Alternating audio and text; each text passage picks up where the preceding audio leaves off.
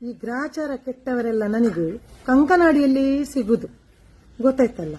ನಿನ್ನೆ ನಾನು 2 ವೀಲರಲ್ಲಿ ಕಂಕನಾಡಿ ಹತ್ರ ಹೋಗ್ತಾ ಇದ್ದೆ. ಒಂದು ಬಸ್ ಇತ್ತು, city bus, 6 number city bus. ಈಗ ಅದು ಹೆಸರು ಬೇಡ, ಊರು ಬೇಡ, ಜಾತಿ ಬೇಡ, ವಿಷಯ ಮಾತ್ರ ಆಯ್ತಾ. ಬಸ್ಸಿನ ಕೆಳಗೆ ನಾನು ನಿಂತೇನೆ. ಬಸ್ಸಿನ ಕಿಟಕಿಯಿಂದ ಒಬ್ಬ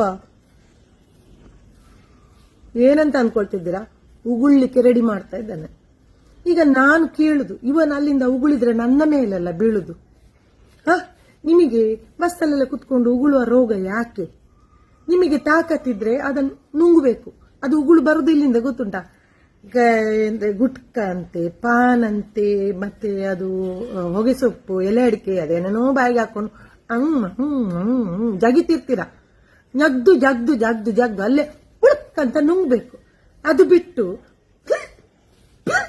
ಸಿಕ್ಕಿದಲ್ಲಿ ಯಾಕೆ ಉಗುಳ್ಬೇಕು? ಇಂಥ ಉಗುಳ ರೋಗ ಎಲ್ಲ ಉಂಟ. ನಿಮಗೆ ಮಾತ್ರ ಇರ್ಲಿ, ಅಥವಾ ನಿಮ್ಮ ಮನೆಯಲ್ಲಿ ಕೂತ್ಕೊಂಡು ಎಲ್ಲಿ ಬೇಕಾದ್ರಲ್ಲಿ ಉಗುಳಿ. ಈ ದಾರಿಯಲ್ಲಿ ಹೋಗುವಾಗ, ಬಸ್ಸಲ್ಲಿ ಕೂತ್ಕೊಂಡು, ಕಾರಲ್ಲಿ ಹೋಗುವಾಗ ಮಾಡಿ ಉಗುಳುದು ಎಂತಕ್ಕೆ? ಉಗುಳದಿದ್ರೆ ಸಾಯ್ತೀರಾ. ನುಂಗಿ. ನಿಮ್ಗೆ ನುಂಗ್ಲಿಕ್ಕೆ ಆಗದ್ದನ್ನು ನಮ್ಮ ಮೇಲೆ ಯಾಕೆ ಹಾಕ್ತೀರಿ ಮಾರ್ರೆ? ಅದಕ್ಕೆ ನನ್ನ ಒಂದು ಬೆಸ್ಟ್ ಐಡಿಯಾ ಉಂಟು. ಎಂತ ಗೊತ್ತುಂಟ? ಇದು ನೋಡಿ, ಇದು ತೊಟ್ಟೆ. ಈ ತೊಟ್ಟೆಯನ್ನು ಹೀಗೆ ಕುತ್ತಿಗೆಗೆ ಹಾಕೊಳ್ಬೇಕು.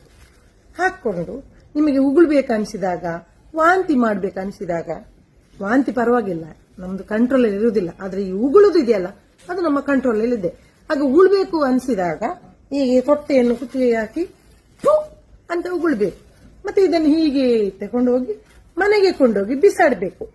ಅರ್ಥ ಆಯ್ತಾ?